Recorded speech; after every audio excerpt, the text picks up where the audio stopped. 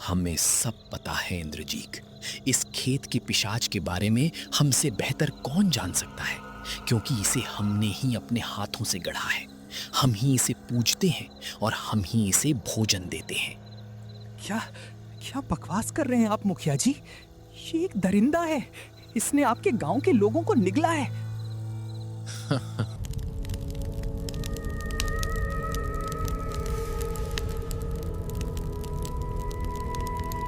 घने जंगलों और पहाड़ियों से घिरे सोनपुर गांव में जब रात ढलती थी तो हवाएं भी अपना रुख बदल लेती थीं।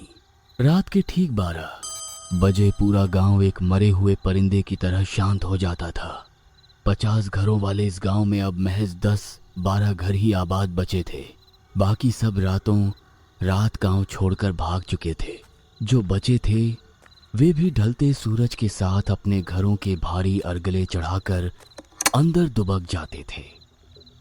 इस असीम खौफ का केंद्र था गांव के किनारे फैला सैकड़ों एकड़ का वो घना मकई का खेत और उसके बीचों बीच गड़ा एक भयानक काठ का पुतला बिजुका।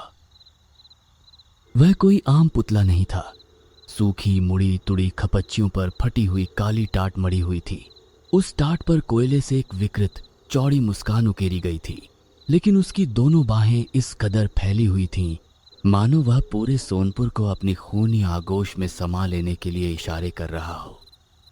गांव वालों का मानना था कि पिछले 8 महीनों में जो 9 बेगुनाह लोग रहस्यमयी तरीके से लापता हुए हैं, उन्हें किसी जानवर ने नहीं बल्कि इसी पुतले ने अपने पेट में दफन कर लिया है। इसी बीच गांव के प्रतिष्ठित जमींदार ठाकुर जगन्नाथ अचानक अपने खेतों से गायब हो गए। ये खबर जब शहर में पढ़ाई कर रहे उनके पोते इंद्रजीत तक पहुंची तो वह अपने पुश्तैनी गांव दौड़ा चला आया। इंद्रजीत विज्ञान और तर्क पर भरोसा करने वाला निडर युवक था। जब गांव के बुजुर्गों ने उससे कांपते होंठों से कहा कि मकई के खेत की तरफ देखना भी मौत को दावत देना है, तो इंद्रजीत का युवा खून खौल उठा। उसने ठान लिया कि वह इस ढोंग और अंधविश्वास के पीछे छिपे अपराधी का पर्दाफाश करके ही दम लेगा। अमावस की काली रात थी। आसमान में तैरते गंदे बादलों ने चांद को पूरी तरह निगल लिया था। इंद्रजीत ने हाथ में एक भारी धारदार लोहे की कुल्हाड़ी और दूर तक रोशनी फेंकने वाली सर्च लाइट ली। अपने पुराने मकान का दरवाजा खोलकर वह सीधे मकई के खेत की ओर बढ़ गया। जैसे ही उसने खेत की पगडंडी पर पहला कदम रखा, सड़े हुए मांस और पुराने जमे हुए खून की एक घिनौनी बदबू उसके नथुनों से टकराई। इंद्रजीत का जी मिचलाने लगा। उसने अपनी कमीज की आस्तीन से मुंह ढका और सूखी पत्तियों को कुचलता हुआ आगे बढ़ने लगा। मकई के लंबे लंबे पौधे अंधेरे में किसी दानव की उंगलियों की तरह लग रहे थे। खेत के ठीक मध्य में पहुंचते ही अचानक तापमान गिर गया। इंद्रजीत के मुंह से भाप निकलने लगी। सामने वही काठ का पुतला खड़ा था। इंद्रजीत ने अपनी टॉर्च की तेज रोशनी सीधे उसके चेहरे पर मारी। रोशनी पड़ते ही उस टाट के चेहरे पर बनी कोयले की मुस्कान से ताजा लाल खून रिसने लगा। और उससे भी ज्यादा खौफनाक नजारा नीचे था। पुतले के निचले हिस्से में सूखी पत्तियों के ढेर पर उसके दादाजी ठाकुर जगन्नाथ का आधा सड़ा हुआ हाथ पड़ा था, जिसकी उंगली में उनकी पुश्तैनी नीलम की अंगूठी अब भी जगमगा रही थी। इंद्रजीत के पैर जमीन में जम गए। उसकी रीढ़ की हड्डी में बर्फ सी ठंडक उतर गई। लेकिन उसने हिम्मत बटोरी, कुल्हाड़ी की मूठ को कसकर पकड़ा और अपनी पूरी ताकत से चीखा, कौन छिपा है इस मुखौटे के पीछे? बाहर निकल। अगर कोई इंसान है तो सामने आ। मैं तेरे इस घटिया खेल से डरने वाला नहीं हूं।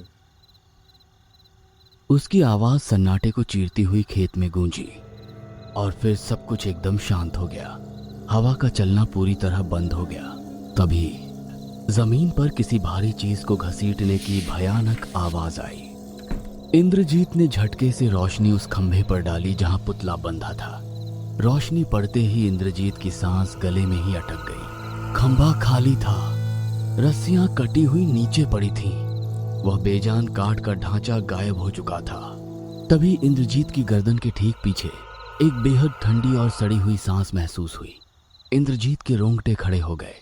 उसने धीरे से मुड़कर टॉर्च की रोशनी सामने चमकाई। सामने वही पुतला खड़ा था, लेकिन अब उसकी टाट के सुराखों में बेजान अंधेरा नहीं, बल्कि अंगारे की तरह जलती हुई 2 खूनी लाल आंखें थीं। पुतले ने अपने कंटीले लकड़ी के हाथ को धीरे से ऊपर उठाया और एक ही पल में इंद्रजीत के बाएं कंधे को दबोच लिया।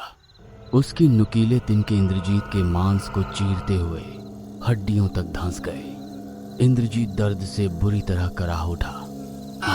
अपनी मौत को इतने करीब देखकर इंद्रजीत ने बिना सोचे समझे कुल्हाड़ी हवा में घुमाई और पूरी ताकत से पुतले के पेट पर दे मारी। कुल्हाड़ी सीधे टाट के बोरे को चीरती हुई बाहर निकल गई। इंद्रजीत को लगा था कि अंदर से भूसा या लकड़ियां गिरेंगी, लेकिन जो बाहर निकला उसने इंद्रजीत की आत्मा को कंपा दिया। फटे हुए पेट से कोई सूखी घास नहीं, बल्कि इंसानी आंतें, हड्डियां और एक आधा चबाया हुआ खोपड़ी बाहर आ गिरा। वह सिर गांव के उसी दर्जी के लड़के का था जो 10 दिन पहले लापता हुआ था। उसकी फटी हुई आंखें अब भी इंद्रजीत को घूर रही थीं। इस खौफनाक मंजर ने इंद्रजीत की सोचने समझने की क्षमता छीन ली। उसने अपनी बची कुची ताकत से खुद को पीछे खींचा, जिससे उसके कंधे का मांस फट गया और खून का फव्वारा छूट पड़ा। वह कुल्हाड़ी वहीं छोड़कर गांव की तरफ बदहवास होकर भागा। पीछे से वही लाठी और सूखी घास घसीटने की आवाजें आ रही थीं। इंद्रजीत कांटों और मकई के पत्तों से छिलता हुआ खून से लथपथ होकर आखिरकार खेत से बाहर निकला और गांव के तिराहे पर जा गिरा। वह हाँफ रहा था, उसकी सांस उखड़ रही थी।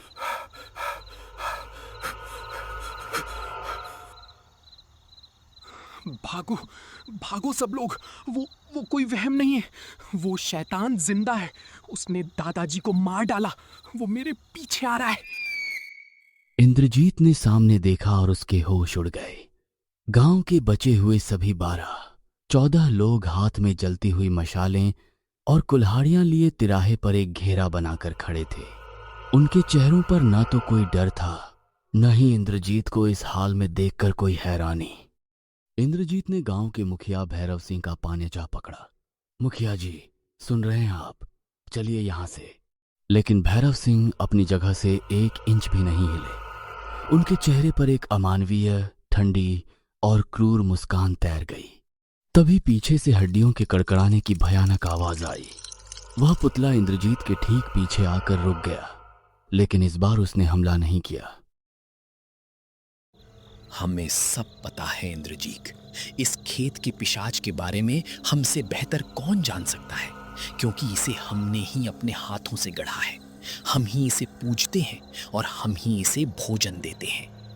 क्या बकवास कर रहे हैं आप मुखिया जी? ये एक दरिंदा है। इसने आपके गांव के लोगों को निगला है। गांव के लोगों को? नहीं इंद्रजीत, आज से 40 साल पहले ये सोनपुर अकाल से मर रहा था। जमीन की कोख सूख चुकी थी, फसल की जगह सिर्फ धूल उड़ती थी। तब हमारे पुरखों ने इस भूमि की भूख शांत करने के लिए इस प्राचीन पिशाच को जगाया था। इसे पानी या खाद नहीं, ताजा इंसानी खून चाहिए। ये जब तक तृप्त रहता है, हमारी मकई की फसलें सोने की तरह लहलाती हैं। पिछले सालों में जो लोग गायब हुए, वे बाहर से आए राहगीर थे, जिन्हें हम बहला फुसलाकर यहाँ लाए थे। लेकिन मेरे दादाजी, वे तो इसी गांव के थे। ठाकुर जगन्नाथ इस पूरी व्यवस्था का हिस्सा थे, लेकिन इस बार मकई की बालियां बड़ी थी तो पिशाच की भूख भी बढ़ गई। इसने तुम्हारे दादा का भोग मांग लिया। और इस पिशाच का नियम है, अगर ये गांव के किसी खून को लेता है तो उसकी भरपाई उसी के वंशज की बलि से होती है। तुम्हारे दादा गायब नहीं हुए थे इंद्रजीत, हमने खुद उन्हें इसके हवाले किया था ताकि वे तुम्हें यहां खींचने का जरिया बन सके। इंद्रजीत ने खौफ से पीछे मुड़कर देखा। उस पुतले के काठ के धड़ पर अब टाट का बोरा नहीं था, बल्कि उसके ऊपर उसके दादा ठाकुर जगन्नाथ का आधा सड़ा हुआ, कटा हुआ सिर लगा दिया गया था। वे मर चुके थे, लेकिन उनकी नीली पड़ चुकी आंखें इंद्रजीत को घूर रही थीं। इंद्रजीत समझ गया कि उसके बचने का हर रास्ता बंद हो चुका है। गांव वालों ने अपनी जलती मशालें आगे की। 4 हट्टे कट्टे आदमियों ने इंद्रजीत को जमीन पर दबोच लिया और उसे खींचते हुए उस पिशाच के कदमों में पटक दिया। इंद्रजीत की भयानक चीखें मकई के घने खेत में दफन हो गई। अगली सुबह जब सूरज उगा तो सोनपुर के मकई के खेत इतिहास में सबसे ज्यादा हरे भरे और लहलाते हुए दिख रहे थे। लेकिन खेत के ठीक बीचों बीच पुराने काठ के पुतले के बगल में एक नया थोड़ा लंबा पुतला खड़ा था। उस पुतले की टाट के फटे सुराखों के पीछे से इंद्रजीत की पथराई हुई आंखें पूरे गांव को अपने अनंत खौफ से निहार रही थीं। सोनपुर एक बार फिर समृद्ध हो चुका था और उस मकई के खेत का खूनी रहस्य हमेशा हमेशा के लिए दफन हो गया।